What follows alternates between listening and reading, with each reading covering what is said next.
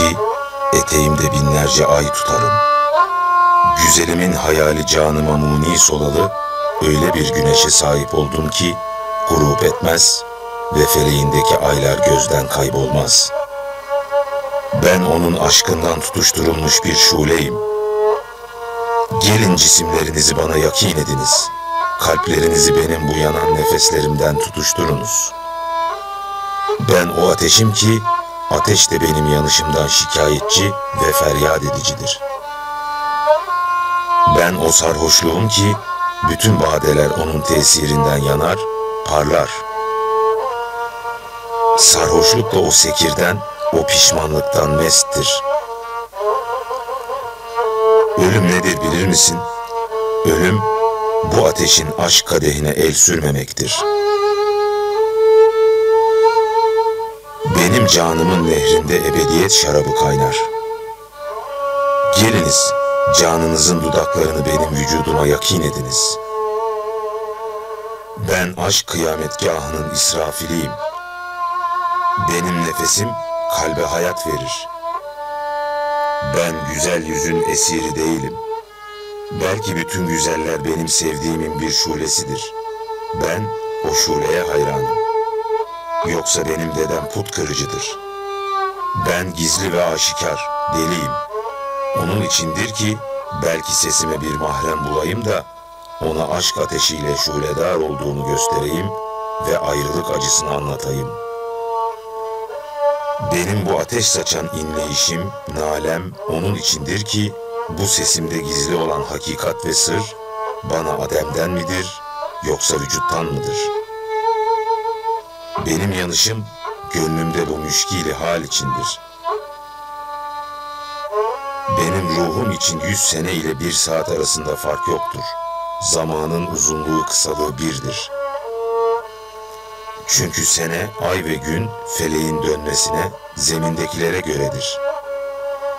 Biz mana alemine ve yarın maneviyatına varmışız. Can alemine göre 1 sene 1 an ve o 1 an içinde 1000 sene gizlidir. Ben aşkın celal denizine gark olup, bildiğimi bu aşk aleminde mahvederek hayran oldum. Bu feryat ve inleyiş işte o tahayyürdür. Ben o hayretimden şikayet ve şikayeti de gene kendime yar eder, yanıp yakılırım. Cemal sabahının seheri doğduğunda her an 1000 türlü sesle ve 1000 türlü esrarla bülbül gibi inlerim. Bazen vuslat denizine batar, dünya ve ahireti unuturum. Bazen hasret ve ayrılık ateşiyle yanarım. Benim derdim ne dilin lisanına, ne kalbin lisanına, ne de hal lisanının ima ve işaretine gelir. Belki ben bu halimden taşan manada gizliyim. Ben bu alemi araştırıp aşk ağına atarım. Belki bu ateşin kavalın nefesine mahrem bir yar bulurum ümidiyle. Benim mahrem ve sırdaşıma, benim canımın dudakları nefes verir. Ve kah inleyiş kavala, kah bu kamış inleyişe nefes verir. Aşk hep sinesi yanıkları seçer ve der ki, aşk yolu kanlı yoldur. Sevgilinin gözlerinin bahası kandır. Ben de o aşkın tabiatı var. Ben iştiyak derdiyle yarılmış, ayrılığın hasretiyle parçalanmış, dert dolu bir sine ararım ki, ona aşkın kanlı yolundan bahsedeyim. Onunla eş ve dost olayım.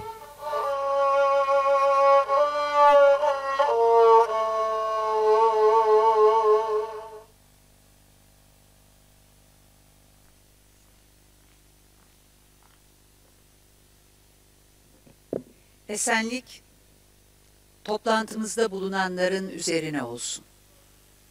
Be on to Haberi those who are gelemeyenlere in selam olsun. our audience today. Habersiz olanlara Let tez the word vakitte go haberler to those ulaşsın. that are aware but are not able Uluslararası to Kenan Rifai participate. And Sempozyumuna those hoş who are geldiniz. unaware, let Sefalar them be getirdiniz. aware. Welcome to the International Kenan Rifai Symposium. You brought wellness to us.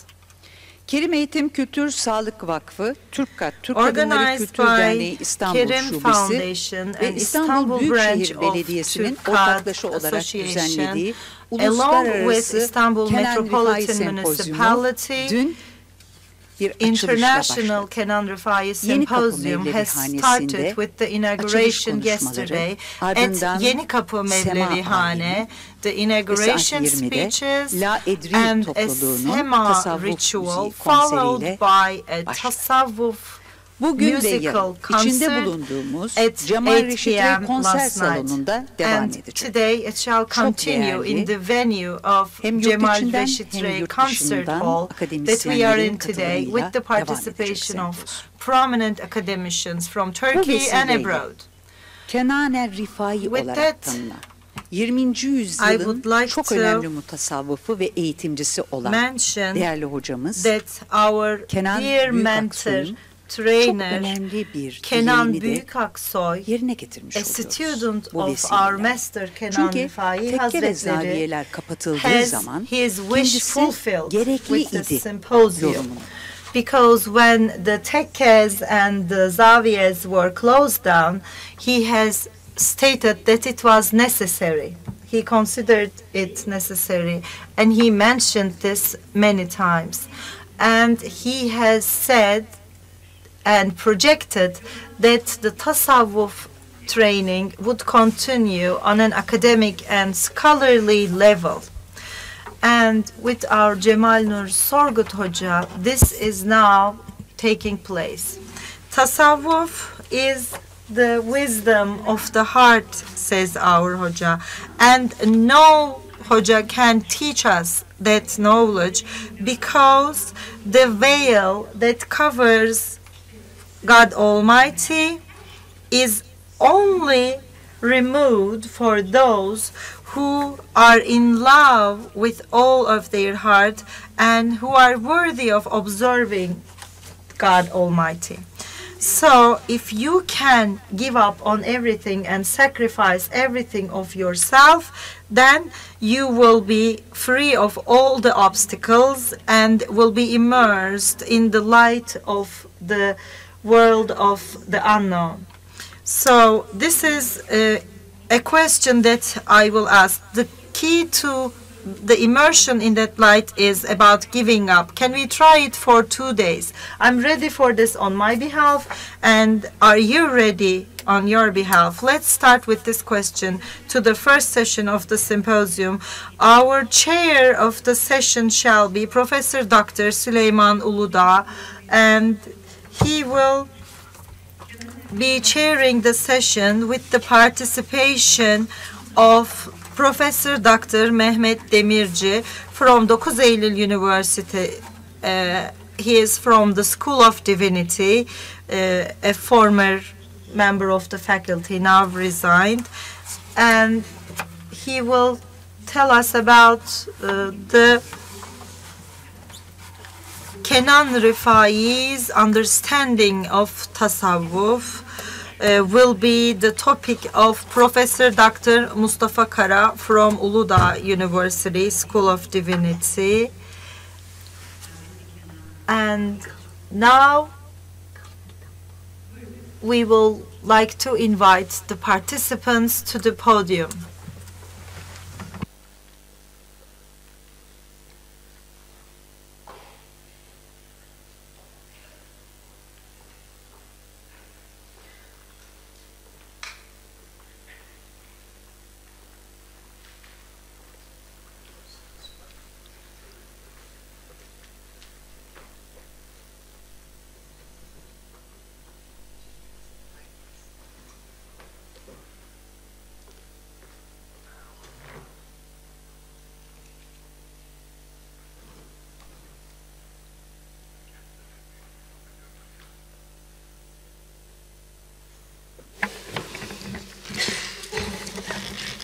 Olanların hiçbirinde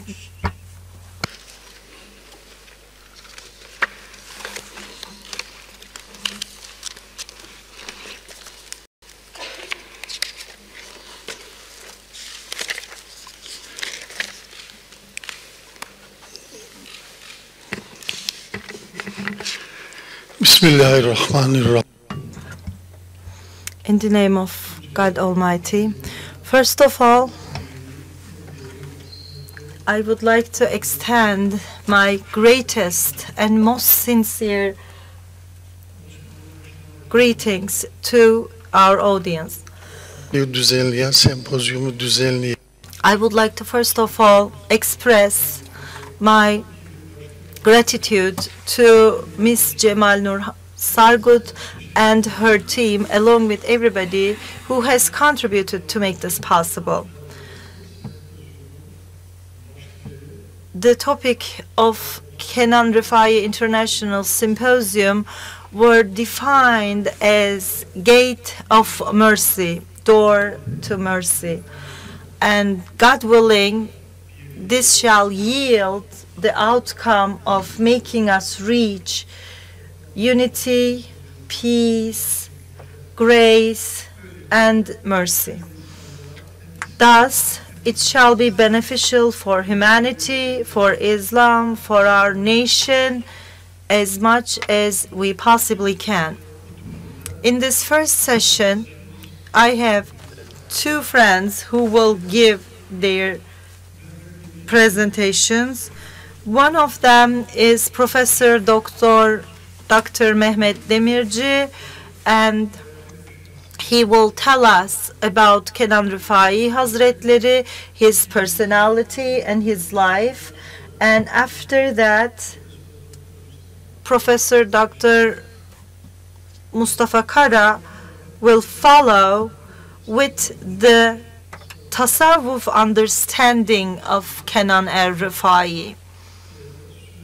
Our time is given as an hour starting at 9:30 and shall end at 10:30, so that is 20 minutes per speaker, because we shall also say a couple of words in a summary about the times that Kenan er-Rifai Hazretleri has lived.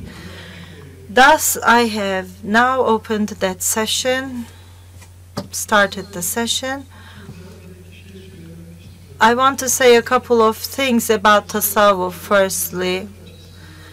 Tasawwuf, when we look at it from a perspective of humanity, history of humanity and society, and along with a perspective of Islam, we can see that this is a universal concept, much or less, this way or that way, since the oldest times up until today. In all the nations, societies, regions, we see that there are different manifestations of Tasawwuf, as much as they might differ from each other, based on the places, regions, and the times. There had been different names attained to Tasawwuf or Tasawwuf lifestyle. In West, it's mostly known as mysticism. In the Eastern societies of India and China, other names are given. And in Islam history, it existed since from the start, but later it's known as the movement of Zuhd, and or the Tasawwuf lifestyle. First of all, I want to say, as per religion, from a perspective of global religions, every religion has an esoteric aspect, a material, a spiritual, and esoteric aspect. Also, there are certain information and lifestyles that are given about the intimate relationship of God and the servant. And Islam or any other religion's esoteric aspect is about the relationship of God and the servant.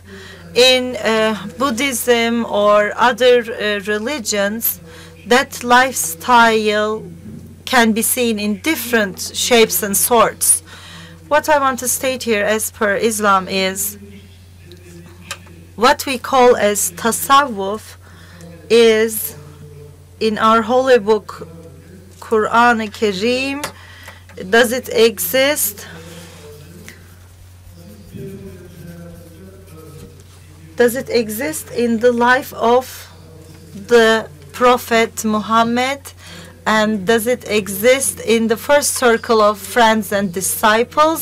That name does not exist. It does not exist in the Quran verses or in the hadith, the sayings of Muhammad. It exists, but it is not named. This is not only about tasawwuf, it's the same for other sciences. Fiqh as a science did not exist in the name, but it existed in praxis, just like the other sciences like knowledge. It does exist in the verses, in the hadith, in the life of the Prophet. We see it manifesting, but it has not been named as tasawwuf as much as it has been given other names. I shall not go into those details, but I want to state that this esoteric, the spiritual side of Islam is mentioned in various verses and hadith of the Prophet. Tasawwuf is a two-legged concept. One is the relationship of God and the servant. This is an intimate and immaterial relationship based on love and ashq and fear of God, and it is an ecstatic, transcendent state. And the relationship between the servants, between the people, is the other leg. And we call this the morals. We call it the good manners and morals. The first one is called we call it tahakkuk. The other one is called tahalluk. Tahalluk is among the created, is among the people. This is the morals, good manners of the tasawwuf. This is also related to God Almighty, to have the morals of the God, to be qualified with the qualities of God. So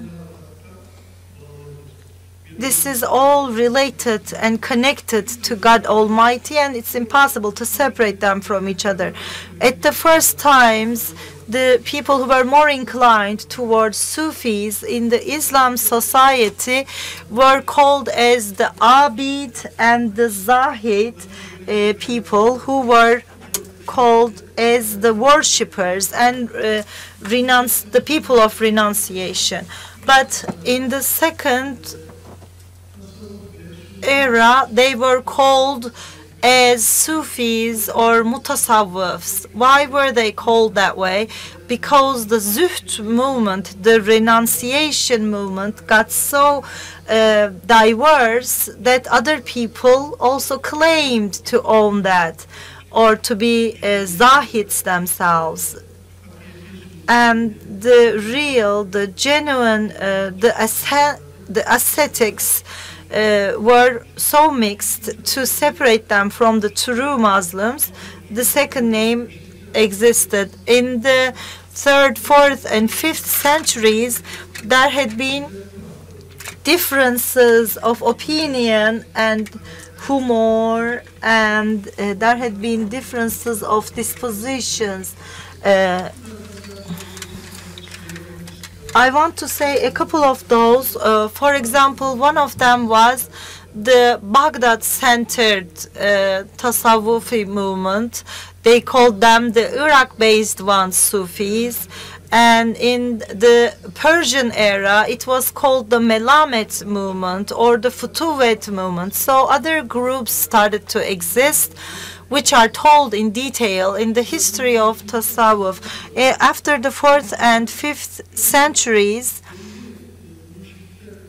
the ascetics started together around certain murshids, and they started discourses and started to call those places as tekke, zaviye, dergah, and these institutions emerged with those gatherings, and the differences of those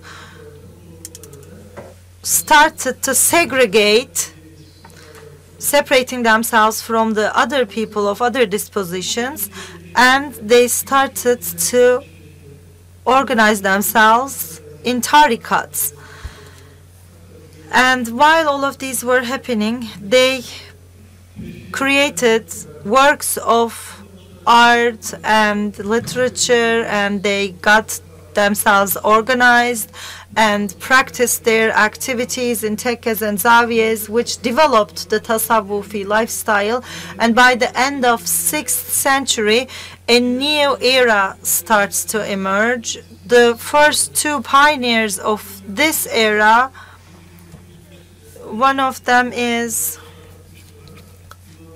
Imam Ghazali, who passed away in 505, and Suhreverdi Halevi, who died in 507, also known as Sheikhul Ikrak.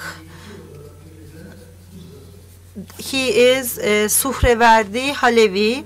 They were the two pioneers, and after these Tasawwufi movements comes the Ibn Arabi era. They actually made the groundwork, prepared the conditions, and the book of Imam Ghazali is a preparation. Also, İşrab Suhreverdi Halebi, Hikmetül İşrak is also one of that sort, is an important step of the same progress. Ibn Arabi is actually from Andalusia, but lived in Egypt, Mecca, Medina, in Iraq, in East Anatolia, in Konya, and died in Damascus. But he is the founder of a great Tasawwufi movement. This was mostly known as Ekberiye, and it is not a movement of tariqa that needs to be stated. Muhyiddin Arabi has not established a tariqat or is not a sheikh of a tariqat, but he has brought a certain understanding of tasawwuf, and he has taken the current tasawwuf understanding to further places. That's why he is called Sheikhul Ekber, the greatest of all the sheikhs. And some of the amendments and explanations have created a better understanding, and it has come till to our day. Most of the Anatolian Sufis like Sadreddin Konavi, Abdurrezzak Kashani, Davudi Kayseri, and Molla Fenari, and those great Sufis has helped to progress the Ibn Arabi's Tasawwuf understanding, both in the Ottoman era and in other Muslim countries. Ibn Arabi's Tasawwuf has had an effect, much or less, affecting some more, some less, but has had a certain effect in all understandings of Tasawwuf. And that print, so to say, that stamp of Ibn Arabi still exists on Tasawwuf even today. And Kenan Rifai Hazretleri has been born in 1867 in Edirne and died in 1950 in Istanbul. So he has actually seen the times of four Padishah, Abdulaziz, Abdülhamid, and Sultan Reşat and Vahidettin. And also he has lived through three periods, three eras. One of them is the first of monarchy, and the second monarchy, and the third one is the Republican era. And he actually stepped right into the fourth era, the democratic era, and in he has seen the first times, but later he passed away. What was Tasawwuf like in those times? In history of Islam, Tasawwuf has started in parallel to the other sciences, and then there's a time of progress like fiqh and kalam, like the Islamic sciences, and then it has a rising era, and there are the classic books, and there is a, in the Islamic civilization and Islamic era, there is a slowdown also. But even though the other sciences, Islamic sciences, go through a slowdown, and the Tasawwuf goes on progressing. In the 7th century in Konya, Mevlana and other greatest Sufis are raised, and that prepares the ground for them. But later, there are, of course, a couple of them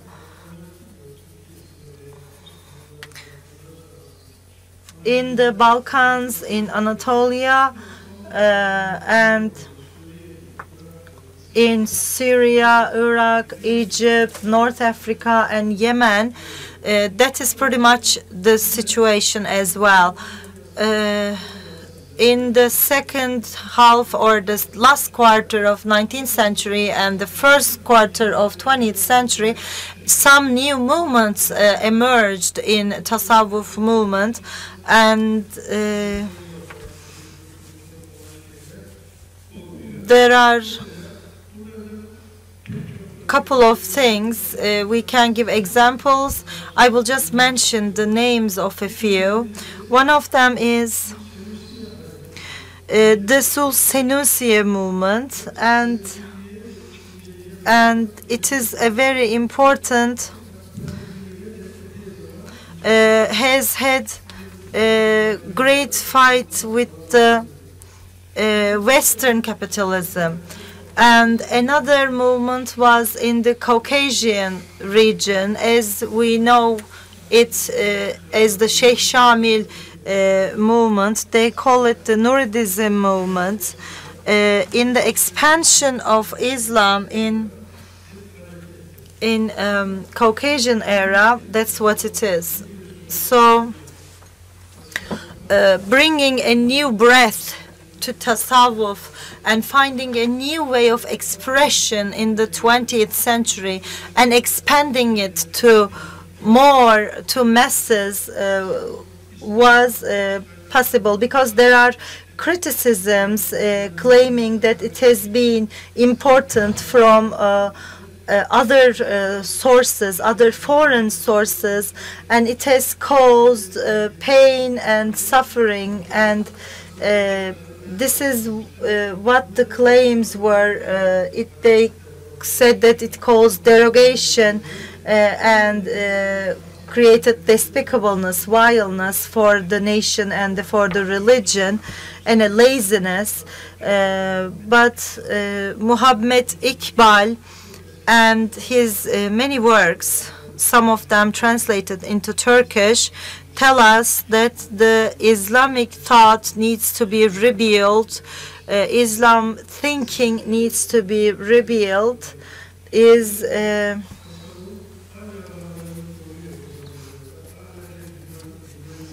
it has a dynamism, it still has its structure, and the Muslim world still awaits and expects something from Tasawwuf, is what it says. In the era that Kenan Rifai lived, these were also taking place. At the end of 19th century and early 20th century, what went back were the tekkes, tarikats, and Tasawwufi life. No, the other sciences also were in a slowdown or reverse back period, because the people were actually in need of the madrasas, and the Sufis tried to tame and train and self-control themselves and try to reorganize themselves.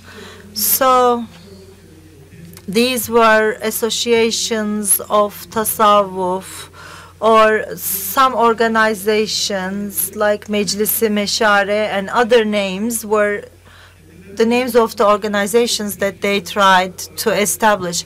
They have one major organization which goes on, but along with that, they tried to reorganize themselves, to shape themselves, and to discipline the Tasawwufi movement. How successful it was or wasn't is something open to discussion, but by the late 19th and early 20th century, especially in the second constitutional monarchy era, this is what they felt they needed. That was what they led as a movement, not only in Turkey, in India, in Caucasian land, in Egypt, in North Africa. I don't want to give those examples by name because of time constraints. I want to say a couple of more things. The negative opinions about Tasawwuf, that the materialistic Western or positivist influences like communism and socialism had become quite expansive, and the Islamic culture, Islamic lifestyle has regressed, and the reason for that is Tasawwuf, and their worldly opinions is what people claimed. So when the Republic was announced in 1923, one of the revolutions or one of the movements that they have executed was closing down the tekkes and zawiyas, because the founders of the Republic also believed in this. We don't need Tasawwuf. It's an opium for the masses. It is harmful. It's hazardous. But even though Tasawwuf was banned, the activities of tekkes and zawiyas were banned, but secretly they continued. And in the 20th century, in the first half of 20th century, one of the most important of the Sufi movements was the Naqshbandiye and Rifaiye and Halvetiye, Kadiriye. They were secretly active, and that lifestyle continued. With the ban on tarikats and tekkes and zawiyas must be dealt with separately. The Tasawwuf thinking continued to exist, and in the Republican era, the state officials also started to be inclined towards that, have an interest in it. They went to Konya and visited the tomb of Mevlana Hazretleri, and they visited Hacı Bayram Veli Hazretleri in Ankara, and they visited the tomb, also Hacı Bektaş Veli. And in 1946, the first elections take place, the first multi-party elections. Of course, there were elections previously as well, but after that time, the statesmen realized that the banning was excessive and had some amendments making some of the tombs available for visiting, making it more flexible and allowed the visiting of the tombs. So as much as there was a ban officially, the state did not really intervene as much. And one of the most important things there was, with the leading of government and state, some classical Tasawwuf books were translated into Turkish. Some books which were not previously translated or were not available because the system banned the tarikats and closed down the tekkes, brings it back to the agenda and gets them translated into Turkish and makes it available for the public, which is an interesting development actually.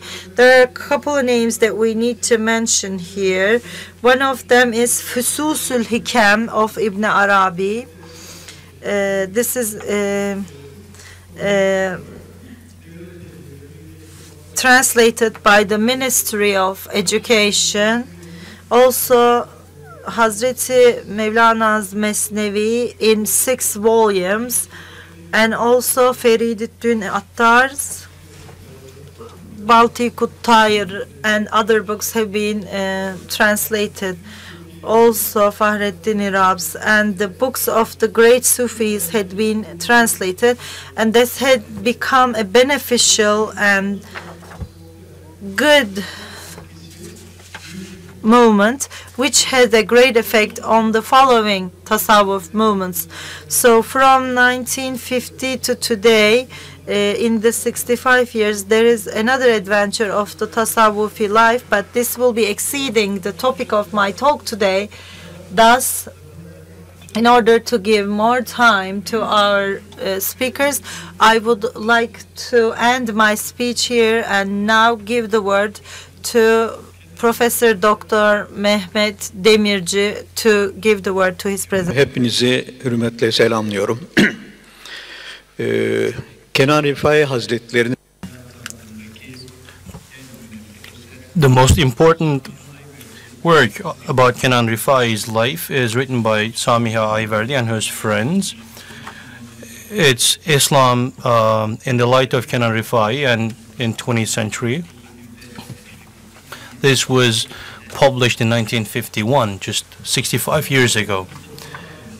After that, Mustafa Tahralı has written different articles on encyclopedias, starting with Islamic Encyclopedia, and you can look them up on the internet. And after that, Ismet Binar published books including new information. One of them is The Door of the Dost, the True Friend. The other one is Those Enlighten Our World of Heart, published by Nefes Publications. So I will give just brief information about Kenan Rifai's life. His grandfather was Haji Hasan Bey, who was a wealthy member of Plovdiv prominent. The neighborhood he used to live is still named after that. His father was Abdul Halim Bey and his mother was Hatice Cenan Hanım. And Kenan Rifai was born in 1867 in Thessaloniki. He spent his childhood in Plovdiv. Upon the escalation of political turmoil in the Balkans, they immigrated to Istanbul and they bought a wooden residence in the neighborhood of Hırkayı Şerif. Kenan Rifai completed his education in Galatasaray Sultani, where he started at the age of 9. He was smart, he was wise, well-brought, but he was also a naughty child. He was loved and praised by his teachers. His mother was a lady of high spirituality who had the spiritual guidance of Edhem Shah. And Kenan Bey graduated from Galatasaray and after a short period of government employment preferred education as professional field. He was appointed as the headmaster of Balıkesir High School when he was just 19, and he committed himself to the spiritual guidance of Edhem Shah. His mother asked him to do so. He fulfilled the requirements of his murshid as far as tasks that were given to him. He also took lessons of music and reed flute in the city. He said until he committed to Edhem Shah's guidance, he was familiarized with the art, life, and philosophy of the West, but did not have a strong connection to religion. 11 months, about a year later, he was appointed as principal of education of Adana. A short while later, principal of education of Bitola, Kosovo, Skopje, and Trabzon. He served as the principal of development in Istanbul. 2 years later, accepting the position of headmaster at Hamidi High School in Medina Munawwara in the year 1900. In Medina, Sheikhul Meshayikh Hamza Rifai, a descendant of Sayyid Ahmed er-Rifâî, gave him hand and appointed him his caliph.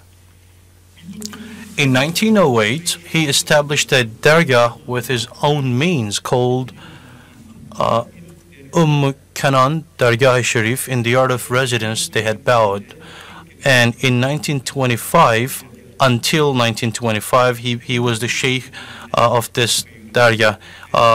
And he passed away in 1950 and buried in Merkez Efendi Mosque's yard.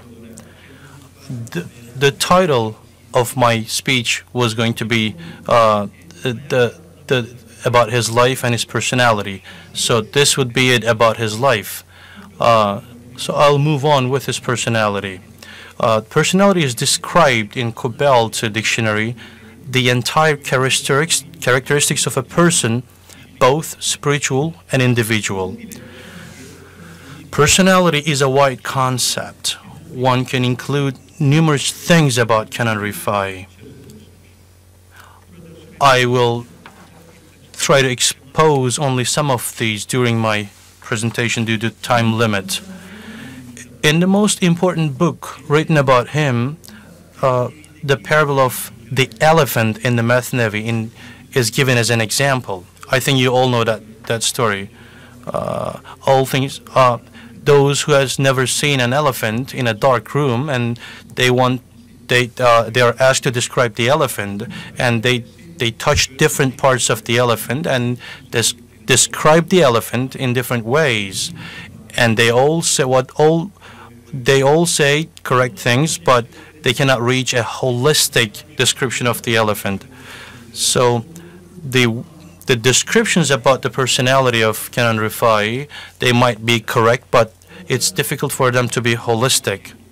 So he would be an idealistic education, a person of music, a virtuous person, a man of letters, a man of science, and he raised, he educated important people, and he invited people to be at peace with themselves and connect to the society afterwards. So these are all some of his attributes. As seen in the pictures, he is a good-looking, a handsome person. He had a beautiful face, and he was impressive. He wore neatly, and he had a strong voice, and he has this elegance, and he was impeccable, and he was like a world in itself, a charismatic person. The expressions of Mahir is worth attention. Abdülaziz Mecdi Efendi, speaking about him, he says, a scholar and a man of will, and he would impress the people that he would come across. Let me just give you this much, impressing the one that he meets. This attribute was visible with the famous Sheikh Kenan Bey, and it was stronger with Kenan Rifai. He had nationalistic sensitivities, and on his return to Mecca from Filiba, when the train stopped at the Turkish border, he would just bow, he would kiss the ground, and he would just hug the soldiers at duty. And at his time of education ministry, he sees Turkish troops, and the troops do not look good,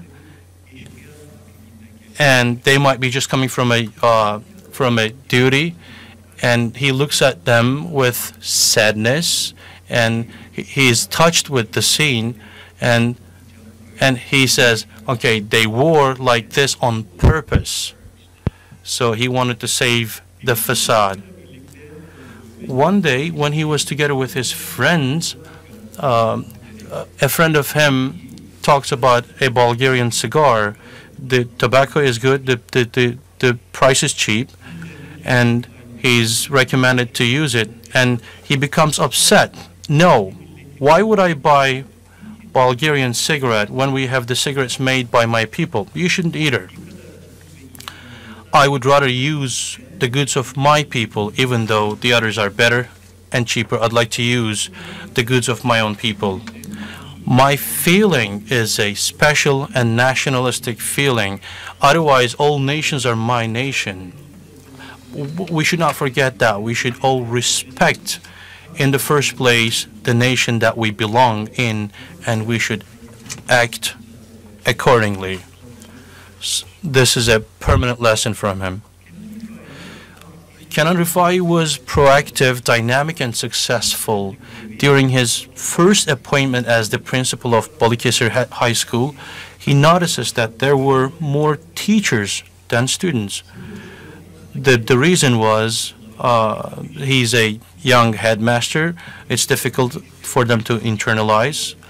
The Muslims would not send their kids to schools out of fear that they would convert to Christianity. Likewise, the Christians would not send their kids to school that they would convert to Islam. And in a short time, he gets to work and meeting different families.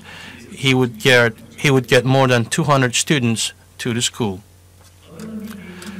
During his appointment as educational administrator in Adana, he would go about all at the villages on horseback, trying to convince the public to build schools. We can say that this was his ethics can be summarized as the work ethics. He was an entrepreneur and perseverant. He would work very hard and would not feel comfortable before he would obtain the results that he desired. He would well receive obstacles that would come one after another, appreciating that these were from God, and he advises followingly. Do not stay where you are. Advance. Advance, be it very little. Otherwise, your life would not only mean getting closer to a grave. And he continues, walk, always walk. If death seizes you on your way, this is something that God would know. It should not be while you are standing still.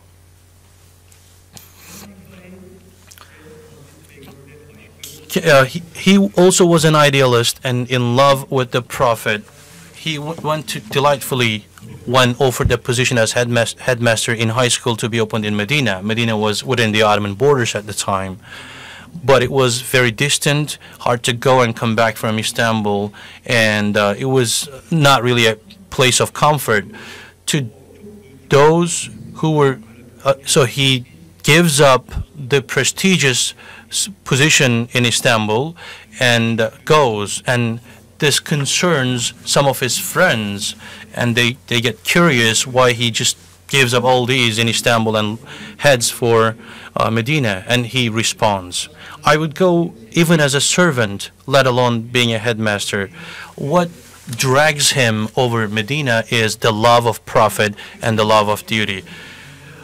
He was accused perhaps with some things, and he, like any other great scholar, they're all accused of their time, and he responds to the accusations as, religious calls us agnostic, yet the atheist blames us too. We are not from them or the others, yet we are both from them and the others. Those who consider themselves religious, they do not like my religiosity. Those who has no connection to religion, they find me little too religious. They accuse me of being little too religious. I'm not what they describe. I'm not what they say, but then I have the tolerance to embrace them all, and I see them as the mirror reflections of the Creator, so I do not exclude them and I accept them. He would help in courtesy. One day, since he didn't find it proper to give money to a poor, and he collects the changes on the table, and he speaks to the poor. Let's change our money. And he takes the little amount of money from the table and he gives more than that. After giving some money to the poor he saw on the street, he says, "What a huge grace that Allah should allow somebody to make a poor person happy. This is why I feel like kissing the hand that reaches out to me." Of course, this is different from professional begging. He was always giving. He offered his experience and knowledge to everyone. He gave one of his 2 coats, and he gave away again his medicine in the cupboard. From time to time, he was doing these aids silently to avoid the opposition of his entourage. So he would do it in secret. And he was never satisfied with the pleasure of giving. He was optimistic, tolerant, and generous. In the February of 1930, he meets Abdul Baki Baykara, who is the last sheikh before the tekkas were shut down. Sheikh went through great depravity, and so he starts a life that he was not accustomed to. So he died a poor man. So with all the sorrow from that, he says, "Once we were cheering up with the reed of Maulana, now we became a whistle." And Kenan Rifai replies, "Why should we be whistles? We are still whatever we are. We are cheering up in the tekka of the manifest. Now we are enjoying the tekka of the heart. Now our skin became the tekka and our hearts became maqams." Just like expressed by our Hoja here in 1925, the tariqas were shut down. But Tasawwuf is not only consolidated by the presence of tariqas, so Tasawwuf lived on in the hearts of people. He was very advanced in well manners and humility, and his disciples once described him as an exceptional person to somebody who wanted to know about Kenan Rifai. And he speaks positive sentences about him, and he sees the letter, and once he sees the positive expressions about him, "Woe to your efforts. If I have ever any attribute, could be only that I am an absolute nothing. Please erase them all." Once again, he said, "I'm good for nothing. I have only one thing that I can leave behind in this world." And he went on to recite, he recited the following verses: "I am a vagabond full of sins. How will I dare to present myself in the hereafter?" And the great master of him, Sayyid Ahmed Rifai, the humility, seeing himself as a low person is well known. So it seems that he learned that from his master very well. He was compassionate and loyal. Once the coachman of the carriage started whipping the horse, and he says, "Do not hit, my son, do not hit." And he says, "I feel the pain on my own body." He would never want to have anybody or any creature tortured. He would caress a walnut tree that he would eat the walnuts, calling it "my sultan." And he always showed embrace for people, and he supported them, and he consoled them. He was forgiving and never complaining. During his illness, when the doctors would ask him, "What is your complaint, sir?" the doctors asked, And even at the toughest times, he would reply, "Complaint? I have no complaint, alhamdulillah." It is said that Kenan Rifai always stayed a child in some aspects and never grew out of this. His biographers write about him like that. He would take shelter under this characteristic and rest when he was tested with extreme difficulties. And he would also enjoy acting like a child among the children. And he sees children of troops, and they salute him, and he starts walking with them, and so people get surprised and started watching him in surprise, and he likes this, the way they look at him. According to Samiha Ayverdi, Kenan Rifai was somebody surpassing humans in his qualities, and because of that he would be considered alone, just like many other great men, many other great scholars. The following words would be an example to this. "Even one person who understands me would be sufficient. I would gladly talk to only one person if he would be only one to listen to me among the thousands out there. But even if I cannot find that one person, I would not be desperate. I would just speak to myself. Anyway, that would mean there is only one that is left out there." We know that Kenan Rifai raised a great deal of important people. Perhaps he wanted to raise more people, and we see this in his expressions. "I wrote, I drew, I lectured, I opened dergahs, I played instruments, I sang with my voice, I told stories, I made you play games, I repeated the same things over and over, always asked for the same thing. Yet I could not explain myself to you. I could not make my voice heard." That is a great lesson, I think.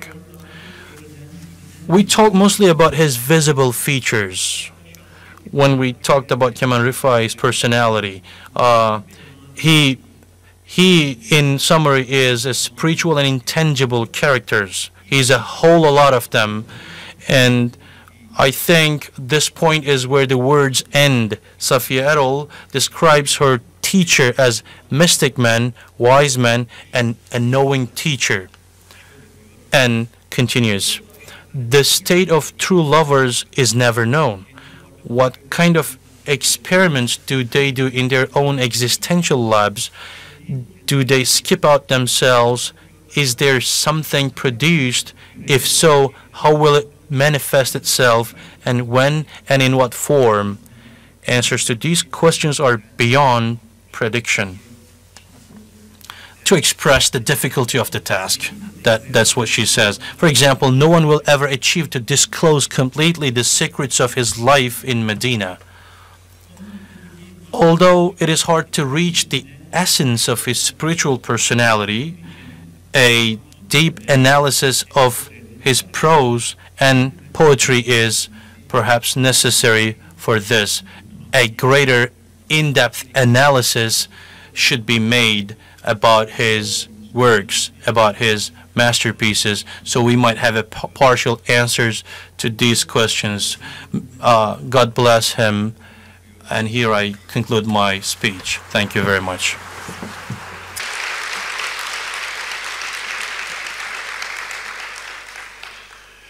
Evet, Sufilerin menkıbeleri onların hayat hikayelerini en güzel şekilde anlatan ve geride kalan insanlara örnek olan hususlardır.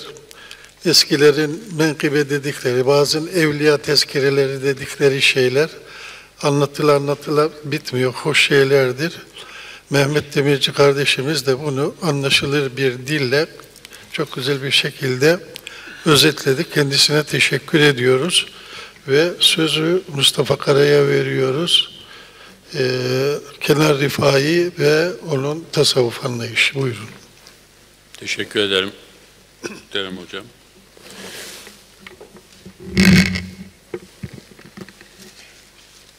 Saygıdeğer dostlar, hepinizi hürmetle selamlıyorum. Bir ay önceki sempozyuma başladığım cümlelerle başlıyorum. Büyükleri anmak kolaydır. Anlamak zordur. Anlatmak daha da zordur. İşte Mehmet Demirci hocamız bu 3. maddeye kısmen temas etti. Dolayısıyla büyükleri anlatmak meselesinde biraz daha ince düşünmek gerekir. Daha Türkçesi haddimizi bilmek gerekir. Bütün büyükler için bu geçerlidir. Haddimizi bilmek. Yani bir insanı, sıradan bir insanı keşfetmek zor bir iştir. Bu büyük dediğimiz büyük bir insansa çok daha zordur. Dolayısıyla bizim işimiz de zordur. Onun için birinci sempozyumda olduğu gibi kaçamak bir yola başvuracağım müsaadenizle. Kenan Rifai Hazretleri'nin sadece bir şiirinden bahsedeceğim. Ve o şiirden hareketle bu büyük fotoğraftan size And in this very small picture, I would like to explain.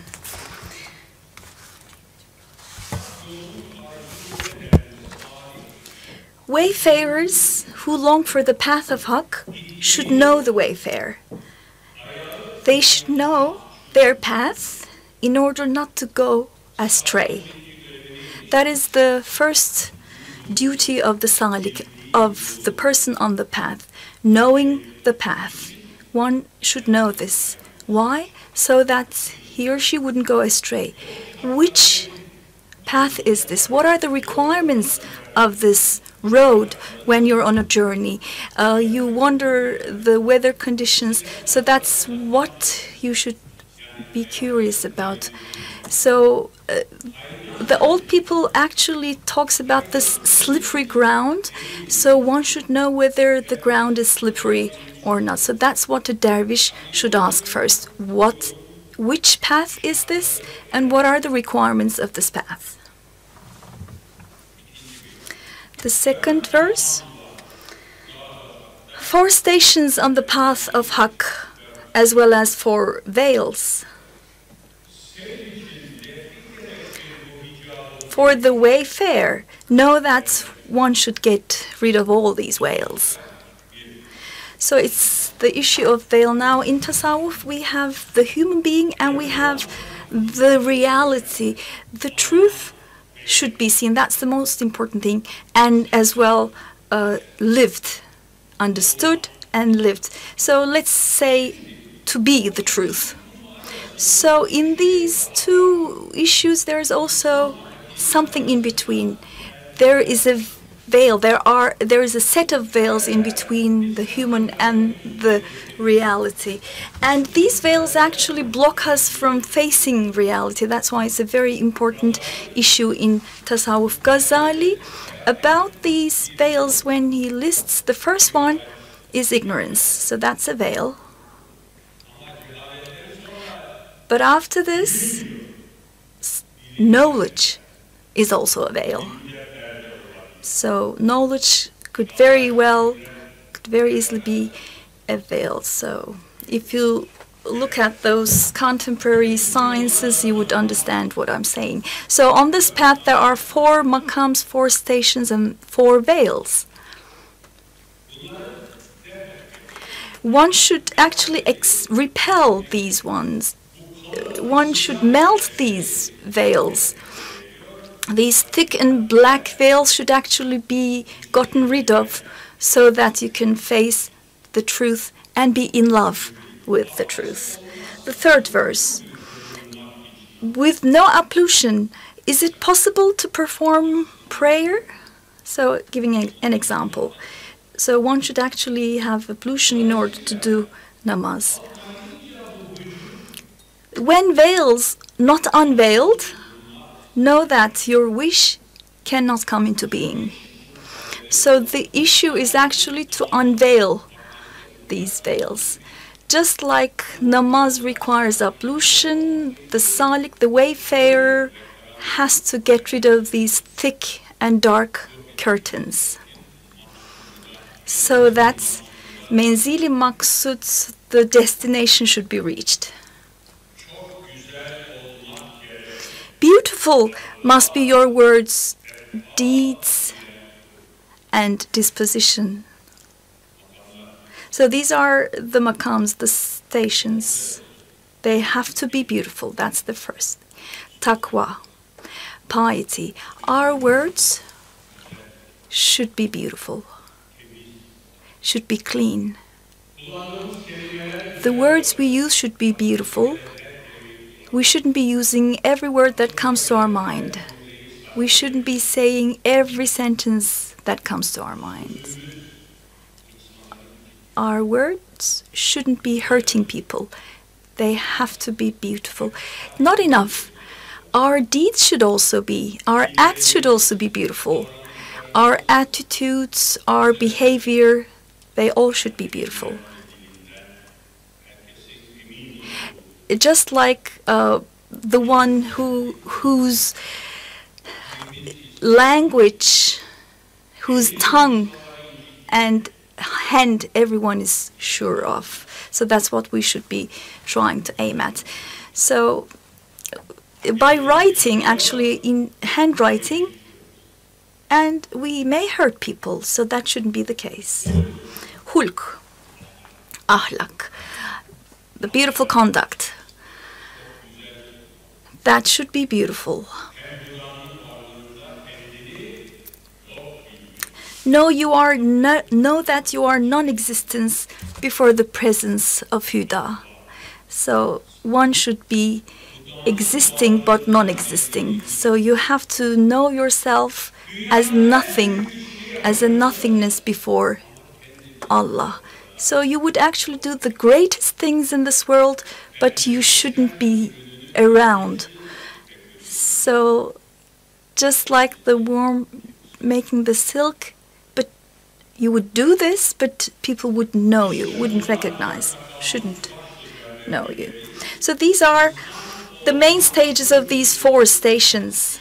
And to be a human, one should know that these should be taught. Tahsil. So these are the compulsory courses.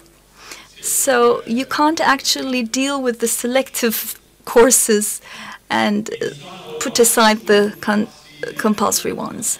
So that's what we need to actually be trained, be educated. That's what we need to seek.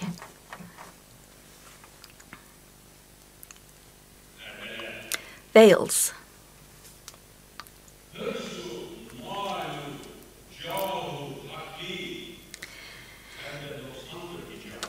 Ambition of property, status, and imitation. Know that these are things to be repelled. So what are these veils? A few of them have been listed. So there are so many actually. Ghazali also lists some. The ambition for owning possession, property, and status. We talked about this slippery ground. So we should actually be aware of the facts where our feet are on the slippery ground. So it's either the ambition for property or for status, for position. Greed.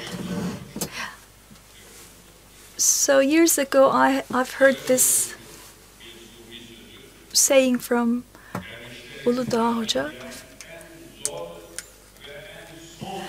The last love that actually goes out of a dervish's heart is actually the love for status, for position. So these actually make up those dark, thick veils and obstruct facing the truth. So they should all be gotten rid of. They should all be unveiled.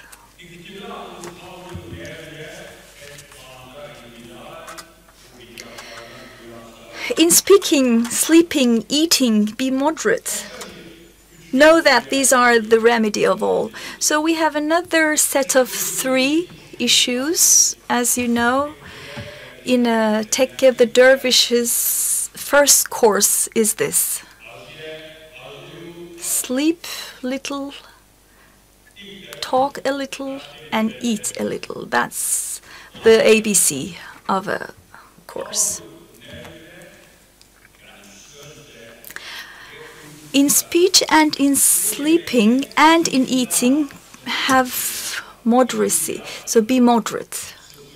So it doesn't mean have the 0 level. It doesn't mean that you would not eat, sleep at all, but it should be moderate. So we can call it a little. Eat a little, sleep a little, talk a little. The one who talks a lot is mistaken a lot. So I've also learned very recently one more thing. This threesome, in this formula, it's actually, the main thing is actually eating little. When you eat little, it automatically actually reveals eating, sleeping less and speaking less.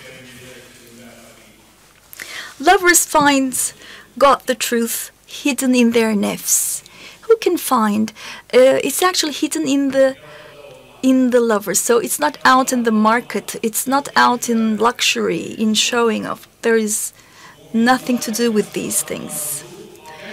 Know that it's in vain to ask anything other than such union. So where can the lovers find this ashk? It's only within the lover. So it's not out of them, it's within them. So it's actually vain and useless to look for these outside of yourself. Tashra, the outer part. When I was looking in the outer world, it was actually within the spirit of the spirit.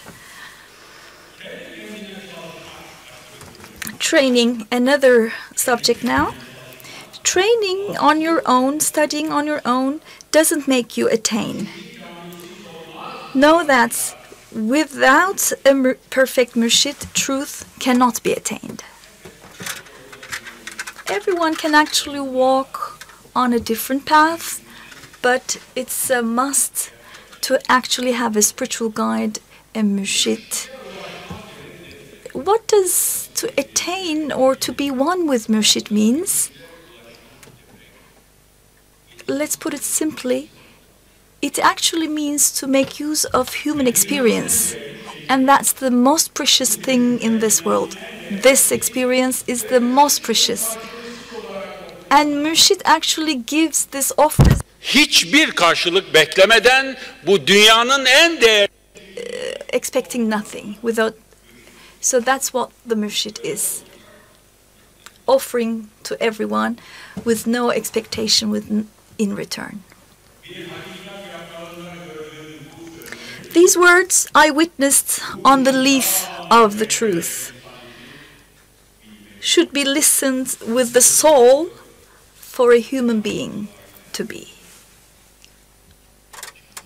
It's the expression with the ear, listen it with your ears, but it's not only ears, it's with the soul, with the spirit of your ear. So when we say gönül, the illuminated heart, it's actually within the spirit in your illuminated heart. So we have these expressions to listen with your ears spirit. So it is the sight with the spirit. So that's what actually is required to attain what we are seeking. Another subject on Tasawwuf is the relationship with the murshid, the relationship of the murshid with the Quran. Know that in the city of Tariqa, the only guide is the Quran. So we're using the word city here because we have the city of the path, the tariqah. So as we have the guides in a city, the guide of such a city is actually the Quran. That's the source. We all know it. So there is no need to search it in other ways, go astray. So you wouldn't actually regret if you don't go astray. It is impossible to find the essence of the walnut shell if you don't know your ignorance and poverty. So let's have a look at this walnut issue. As you know, walnut has got 4 layers. We have the outer shell, which is bitter. And when it's green, it's extremely bitter. And then we have the hard one. And we have this membrane on the walnuts inside, and then we have the core, we have the essence of it inside. So those 4 layers of tasawwuf is actually used as an example to talk about sharia, tariqah, marifa, and hakika. So we have the outer shell, and we have that's the first level. The second level is actually the hard one, and then the membrane. So they're all in order. So this path has got stages to follow. First we start with the bitter one on the out of the outer shell, and then this bitterness becomes sweet. Have you ever eaten walnut jam? I don't know, but I've recently tasted it. Very recently. I'd never thought about having a jam from walnut because the very exterior layer has got a very bitter taste, I know, when it's green. And I wouldn't believe actually when people had told me that it would be so sweet. So human beings can actually make such bitterness into sweet. So the masters actually make the bitterness inside sweet. And the last verse, and I think we are within the 20 minutes. In the tariqah, in the path, O Kenan, don't think that there is anything outside of Sharia. Hazreti Kenan is actually addressing himself. They are actually referring to their own nefs, not to others, but the others actually get the providence as much as they can. Actually, the murshids are trying, it's their own issue as well. So they're trying to reach their own perfected state for us. Don't think that tariqah is out of Sharia, out of Islamic law. You would actually hear people saying this. Don't believe them.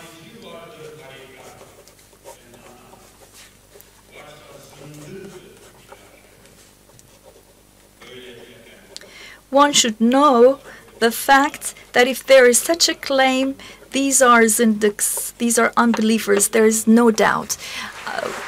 I would like to convey my greetings to you and my regards.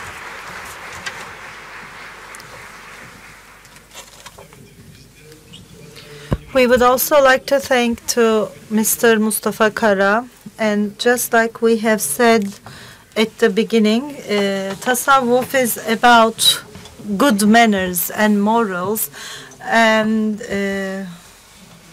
Muhammad Konevi says, if a person has morals further than yours, then he is also further in religion and tasawwuf than you.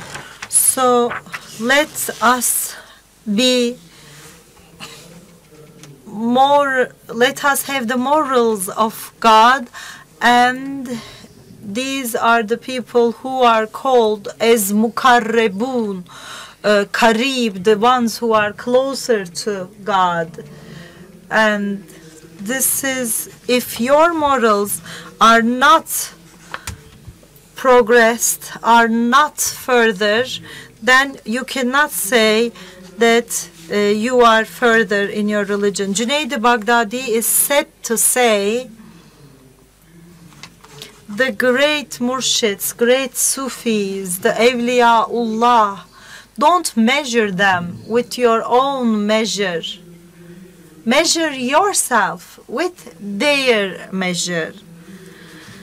Because if you measure them with your measure, then you can understand how you are bankrupt and how mature and learned they are. So this is a matter of measuring ourselves with their measure. In this poem, as is mentioned time after time, it's all about morals, morals, and morals. Good manners and training the nefs, taming the nefs, and the beautiful manners, the good manners. The worst thing is to lose them, to lack good manners. So tasawwuf is a choice between these two. So the more you go towards one, you get away from the other. So you get the closeness and the consent of God as much as you do that. So this is what all the prophets suggest us. Morals, manners, method, and good deeds and ethics. So now I would like to thank both of our speakers, and I wish that all these sessions will be beneficial and useful, and I now close this session. Thank you so much. I would like you to please ask you to deliver the commemoration plaques to our presenters.